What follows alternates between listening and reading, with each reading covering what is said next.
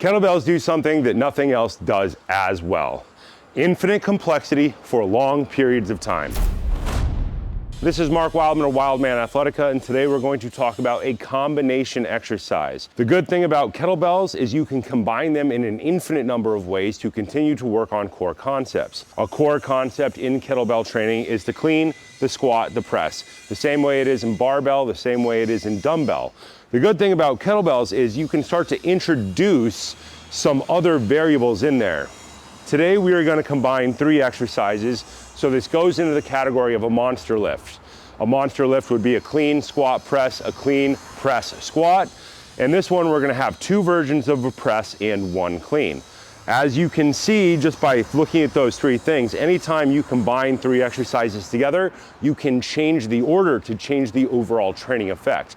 This is why kettlebells have such a good overall effect on people's metabolism for the least amount of money. 2 competition adjustable kettlebells are cheap, and if you ever run into the end of them, you simply haven't thought about it enough. When we set up with our kettlebells, start with your feet about 16 to 18 inches apart. Step back 12 to 18 inches from your bells. Take your hands, press them into your hips.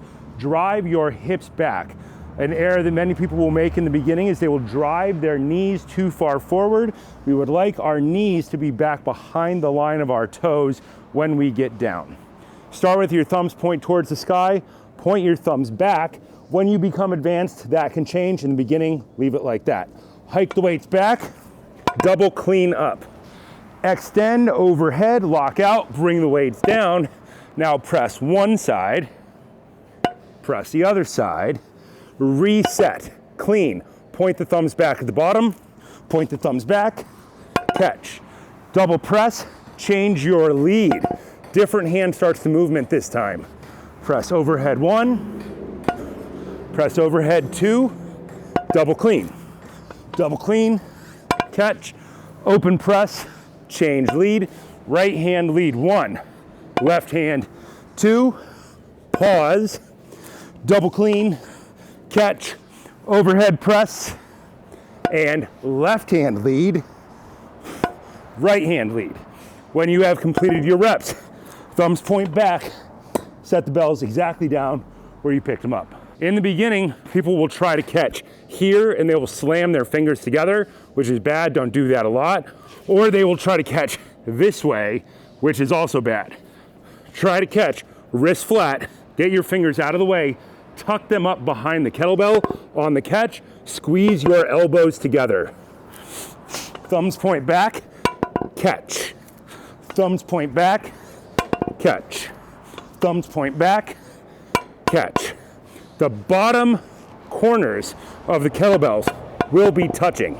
The goal when you press overhead is to get the bells behind you. That's hard for a lot of guys who are really strong because we're stronger in a closed press position from doing things like bench press for years. The goal is to get our hands overhead and let the weights pull behind you without lifting your rib cage up.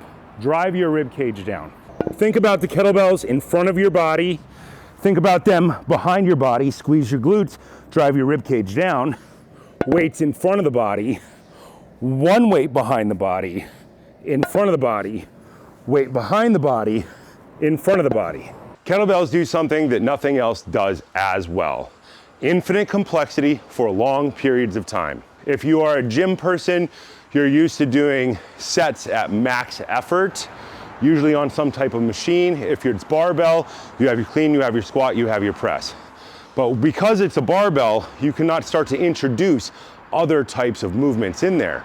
You cannot go to alternating movements. You cannot change to an inside movement. Kettlebells do endurance weightlifting better than anything else. An easy way to think about this exercise is you could do 10 sets of it, which would be 10 cleans, 10 double presses, and 10 alternating presses. Or you could maybe even set a timer. Kettlebells do something unique, and that is lifting weights for time. Set a timer for 90 seconds to do it for 90 seconds. Take a 90-second break, do another set. Our goal is to build up towards 10-minute sets. By changing the movements, we change the breathing every day. There is no way to stay ahead of kettlebell training. You can't really adapt to it because you can change a variable every day, which changes the load, the cadence, the speed, and therefore the overall athletic demand. Kettlebells should be a part of every athlete's program. If you're a barbeller, they should be in there. If you're a CrossFitter, they should be in there. If you're a dancer, they should be in there. If you're a circus performer, they should be in there. And if you work in a shop for a living, they should 100% be the primary thing that you do. Humans are meant to do different things every day. We can get really strong with barbells, but we can learn to endure under load better than any other piece of equipment with kettlebells. If you want to climb mountains or ride a bicycle from coast to coast or go bear hunting or live off-grid, kettlebells are the thing you should be doing. You can change the exercises every day, change the time, and change the load.